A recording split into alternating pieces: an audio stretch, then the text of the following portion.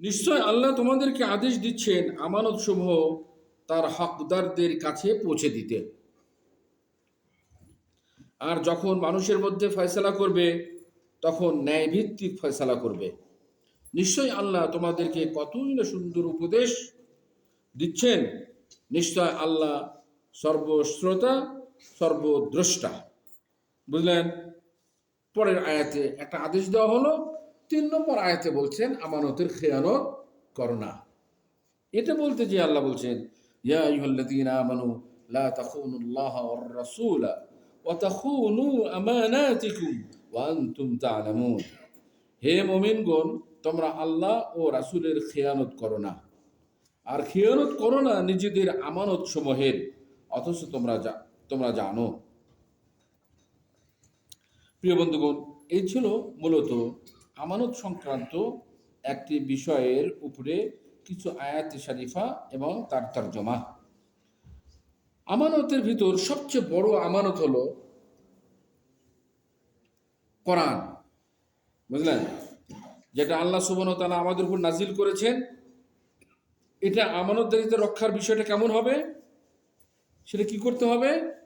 কোরআনের ভিতর অর্পিত বর্ণিত যত বিষয়াবলী আছে, করতে বলা হয়েছে এবং করতে নিষেধ করা হয়েছে, এগুলো সব কামা হাক্কাহু আমল করতে পারার নামই হলো কি, আদায় করার নামই হলো কি আমানত রক্ষা করা। বুঝলেন? আমানত রক্ষা করা যেটা আল্লাহ সুবহানাহু ওয়া তাআলার সাথে সম্পর্কযুক্ত, এটা রক্ষা করতে হবে আপনাকে আমাকে। কিন্তু যদি আমরা তা না করি, এটা যদি রক্ষা করতে না পারি, তাহলে কি হবে? আমানতের খেয়ানত হয়ে গেল। আর যে খেয়ানত করাটাকে কি বলা হয়েছে? আপনার হারাম করা হয়েছে। ইয়া আইয়ুহাল্লাযীনা আমানু লা তাখুনুল্লাহা ওয়ার রাসূলা ওয়া তাখুনু আমানাতিকুম ওয়া আনতুম তা'লামুন।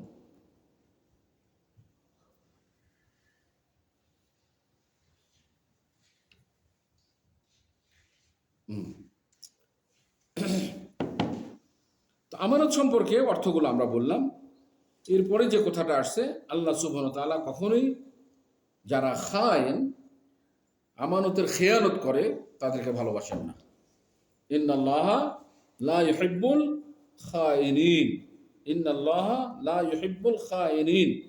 প্রিয় বন্ধুগণ, আমানত রক্ষা করার ধারাবাহিকতা স্তর আছে। যেমনভাবে সবচেয়ে বড় যে জিনিসটা আমানতের সাথে সম্পর্কযুক্ত, হুকুমতের পক্ষ থেকে আপনার প্রতি অর্পিত দায়িত্ব।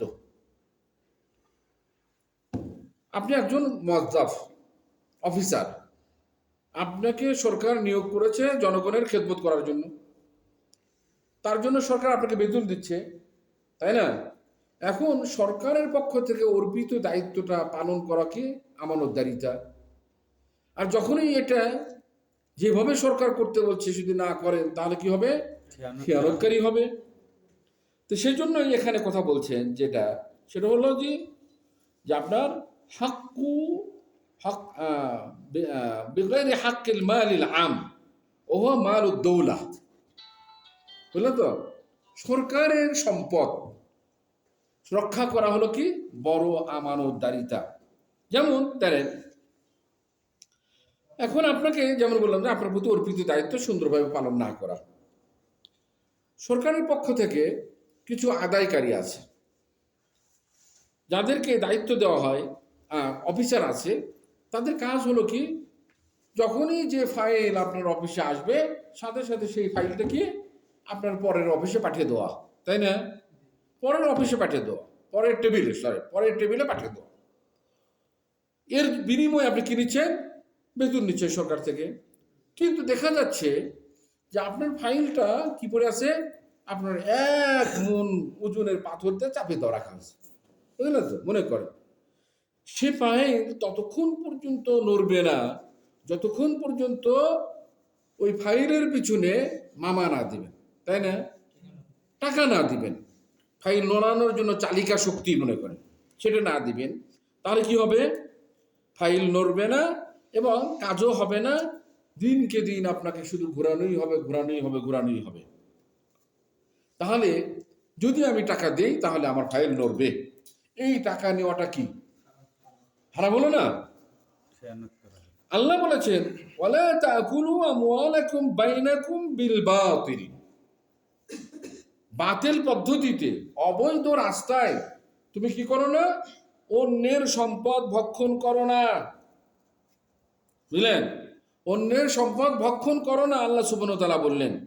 কিন্তু যখনই আপনি তা না করে টাকা ছাড়া ফাইলকে সামনের টেবিলে পরের টেবিলে দিবেন না, তাহলে কি হলো? আপনার আমানতের খেয়ানত করা হলো। এটা যেভাবে পয়সা কামানো হলো, এই পয়সা খাওয়াটা কি আপনার জন্য হারাম। যে ব্যক্তি দিবে আর যে নিবে, উভয়কে রাসূলুল্লাহ সাল্লাল্লাহু আলাইহি ওয়াসাল্লাম বলেছেন সম অপরাধী বলেছেন। আল্লাহ রসুল বলেন লানাতুল্লাহে আলার রাশি ওয়াল মুরতাশি, লানাতুল্লাহে আলার রাশি ওয়াল মুরতাশি, অর্থাৎ আল্লাহ সুবহানাহু ওয়া তাআলার পক্ষ থেকে লানত উভয় ব্যক্তির উপরে, যে কি করে? ঘুষ দেয় এবং যে ঘুষ নেয়। বুঝতে পারছেন?